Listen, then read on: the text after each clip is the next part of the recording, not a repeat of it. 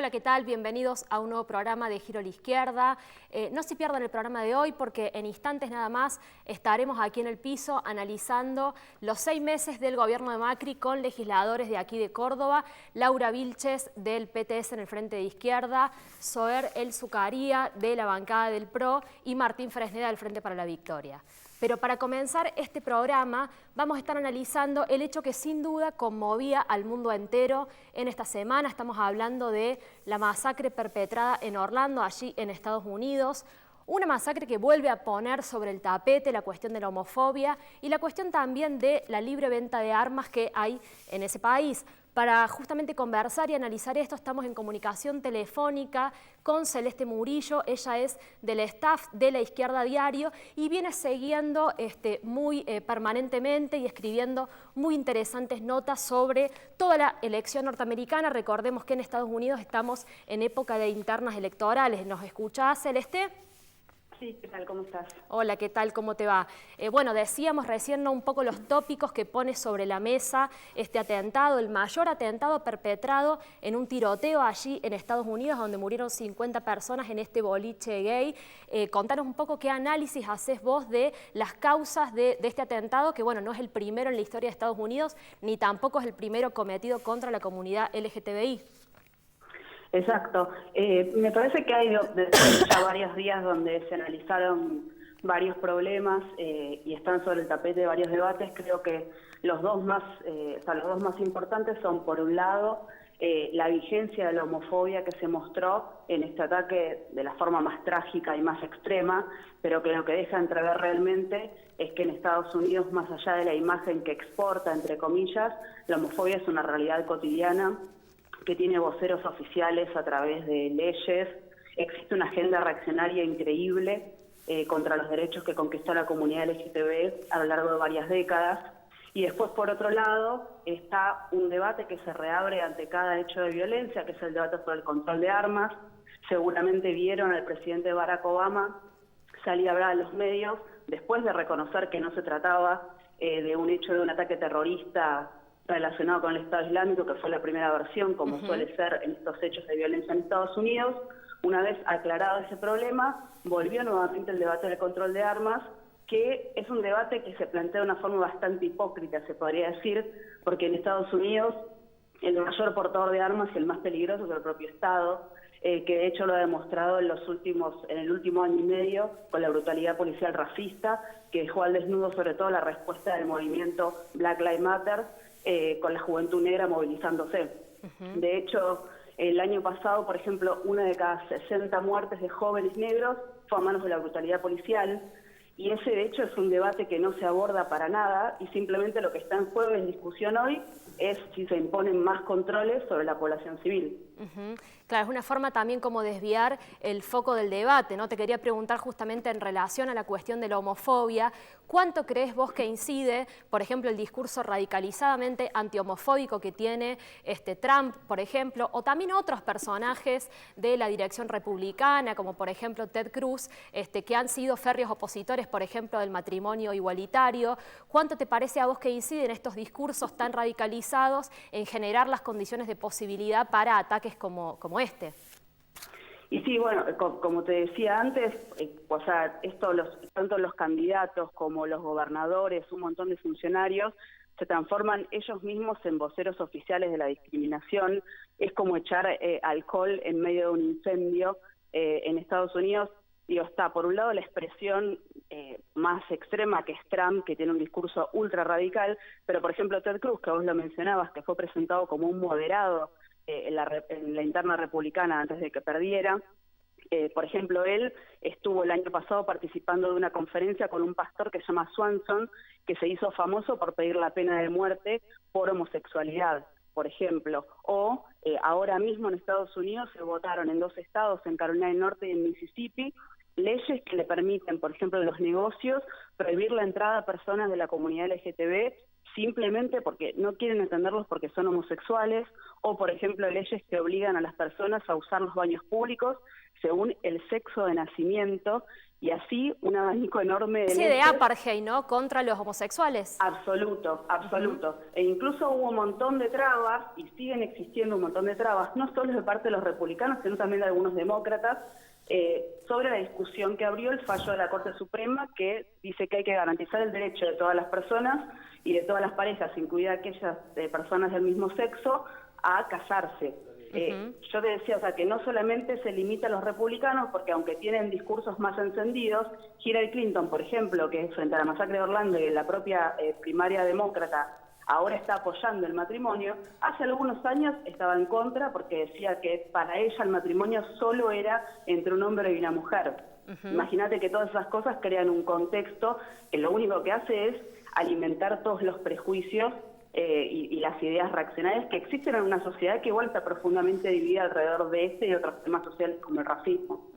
Te referías precisamente recién a la coyuntura electoral que está atravesando Estados Unidos y no podemos dejar de ver que justamente este atentado se da en ese contexto y que por lo tanto tiene una fuerte incidencia política, ¿no? De hecho hemos visto a los distintos candidatos expresarse, quizás la expresión más radical fue la de Trump, justamente aprovechando esta vinculación que vos planteabas recién, que al principio se hizo de que podría ser el Estado Islámico el responsable del atentado, para recrudecer, ¿no?, su campaña anti-inmigrante en general y anti-musulmana en particular, ¿no? ¿Qué lectura haces vos de las implicancias políticas y de cómo los distintos candidatos se expresaron alrededor de este atentado y lo utilizan políticamente?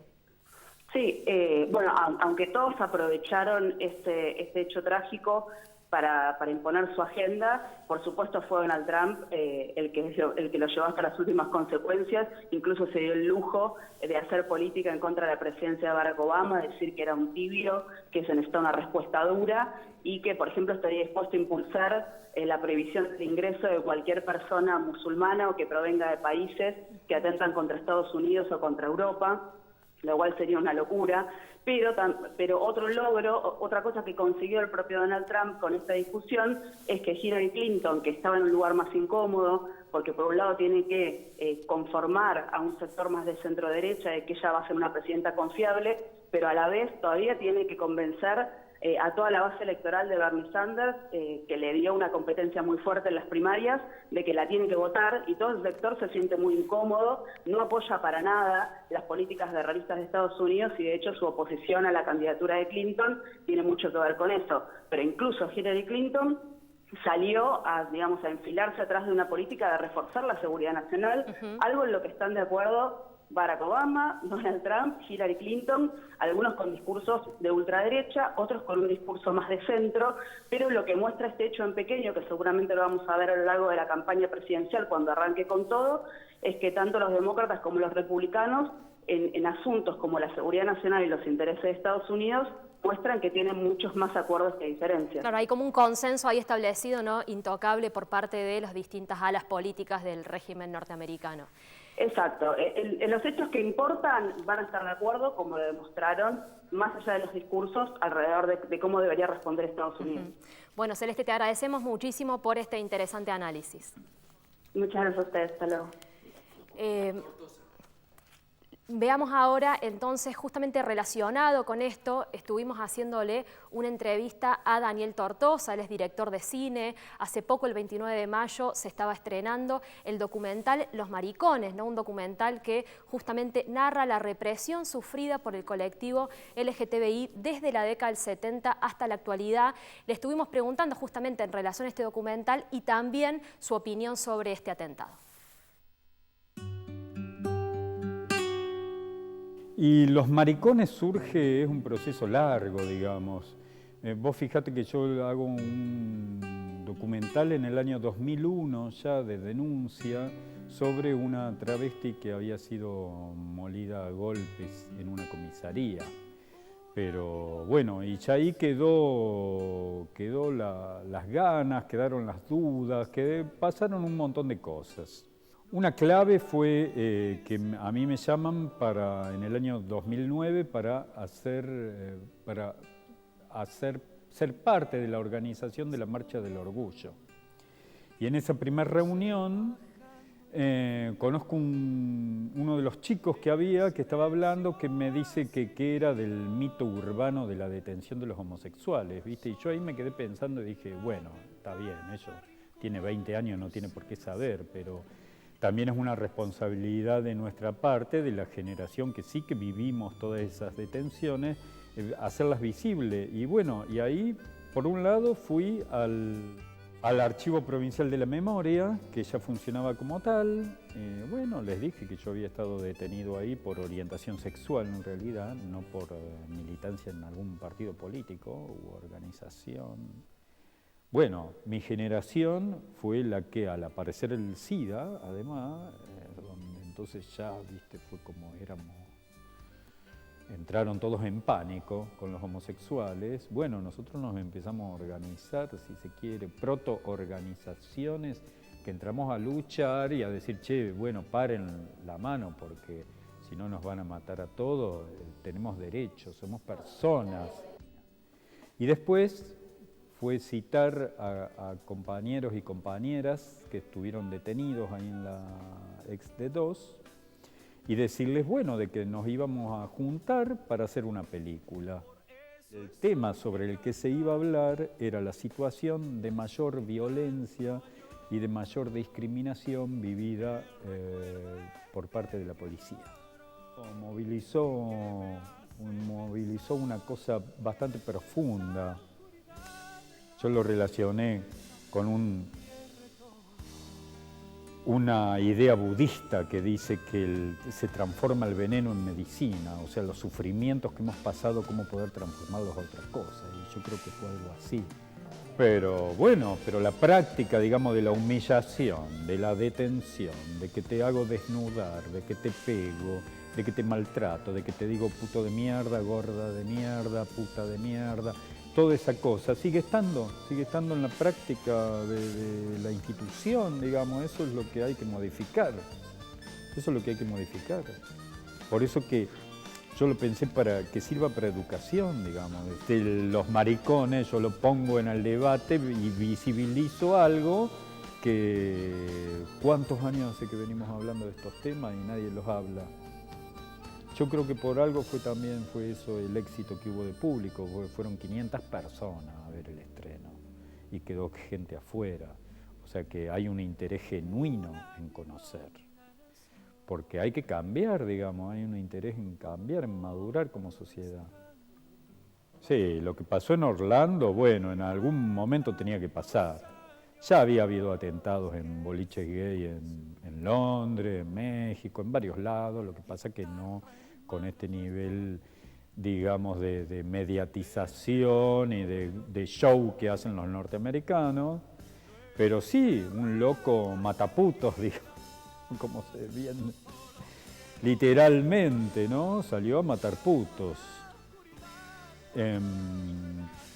Y creo que está apoyado, además hay mucha gente que en el fondo no dice nada y que lo apoya. Nuestro presidente Macri, él dijo que los homosexuales son todos enfermos y que son enfermos, porque ¿qué pueden hacer dos hombres juntos si no es jugar al tenis?